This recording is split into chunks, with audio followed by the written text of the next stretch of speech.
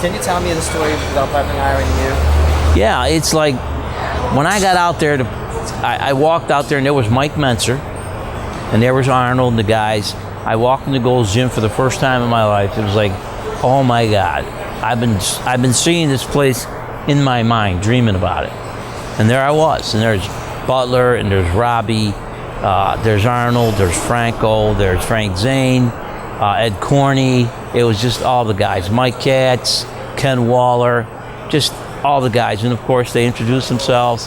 How you doing? Blah, blah, blah. So we met. So Joe Weider said, you gotta train because you're gonna compete in the universe. I says, okay. So I'm working out and Butler says to me, Danny, I'd like to have you in this pump and iron. I says, well, how much you gonna pay? He says, well, we're not gonna pay you nothing. I says, I don't wanna be in that then. You ain't gonna give me no money. So I was always about making money because my dad was a businessman. He said, yeah, you gotta hustle. So I figured, how big is this? So I did a little stuff with them, but they followed us all the way to South Africa. So now I'm in South Africa for a week, doing some videos, Arnold, we're eating breakfast, the whole pump and iron scenario. I was in a lot of the video, and a lot of Europeans were coming to me saying, oh my God, no one's gonna beat you in the lightweight. So that year would have been the first time in the history of the sport that a lightweight, a middleweight, and a heavyweight in America competed, and we had a chance to win all three divisions. No one had ever done that. So the reality is you had Mike Katz, and you had Ken Waller. And so the rule that I got was, when you guys go out there, you guys are already on the team, you and Robbie. Katz and Waller will pulse down that weekend, and may the best man represent the heavyweight. Well, little did I know that the last minute, they decided to throw me out. I was kicked out or let go, and they had two heavyweights in the middleweight, but they had never told me.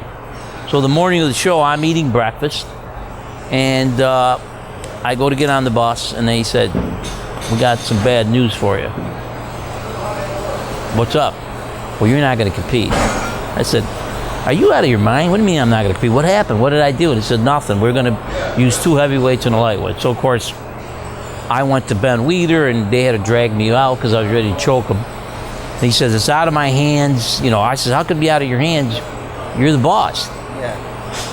So now I go there, and they said, well, you can at least watch the show. Now, why the hell would I want to watch a show that I trained all summer for? I trained at Gold's Gym with the best in the world, and now I can't compete. So I'm sitting there like totally just dethroned, like what the hell?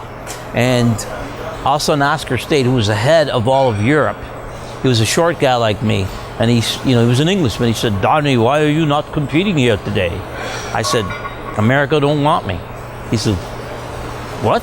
What do you mean? They bumped me. So now this guy from Portugal comes over, and he says, you're not competing? I go, nobody wants me. Well, we don't have a lightweight. Would you like to compete for Portugal? I said, if you'll have me. So Oscar State says, well, how the hell are we going to do this? If you're in America, I says, I'm not on America's team. He goes, but are you Portuguese? I said, well, my dad went through Spain, probably through Portugal, to get to Puerto Rico to marry my mother. So he said, with a story that stupid, I got to let you in. So now Arnold and the guys are all sitting in the front, and they see me like, what the freak? How's he on stage? They let him go. I'm walking with a Portugal banner. So now they're crying with laughter, like, man, this crazy bastard got in there anyway. I want to be on stage. I want to win. So now we're going through the Mr. Universe, and I'm kicking ass. I'm winning round one, round two. It's down to three of us.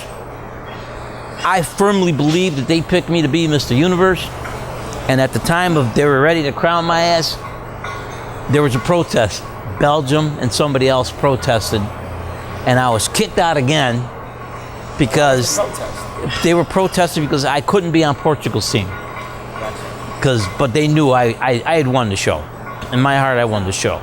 So now Pump and Iron's filming all this, but they can't show it because it makes the IFBB look too stupid. Yeah, that's a lot of people are asking me questions like, hey, ask him about pumping iron and what really happened behind the scenes. Yeah, it's crazy. So for 20 years, I'm blaming the agent that represented us this poor guy, and I'm saying it's his fault because he kicked me out.